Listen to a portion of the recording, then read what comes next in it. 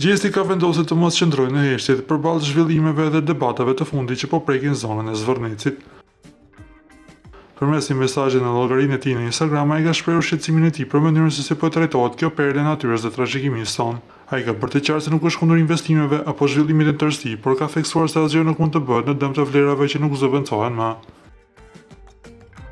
Unë si gjest nuk mund ta rri indiferent kur natyra, historia dhe identiteti vijnë përballë interesave ekonomik.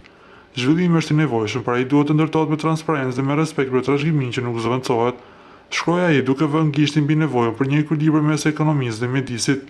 Në mbyllje të reagimit e tij, këngëtari ka përcjellë një urim dhe një thirrje të fortë drejtuar vendimarrësve, duke kërkuar se çdo hap i radhës të hidhet duke konsultuar me njerëzit dhe duke respektuar tokën. Uroj që çdo vendim për Zvornicin të merret me përgjegjësi, me dëgjimin e qytetarëve dhe me respekt për natyrën, përfundon ai në mesazhin e tij, të cilin ka shoqëruar dhe me një emoji të një zemre të kuqe, duke treguar lidhjen e tij të fortë shpirtërore me këtë çështje.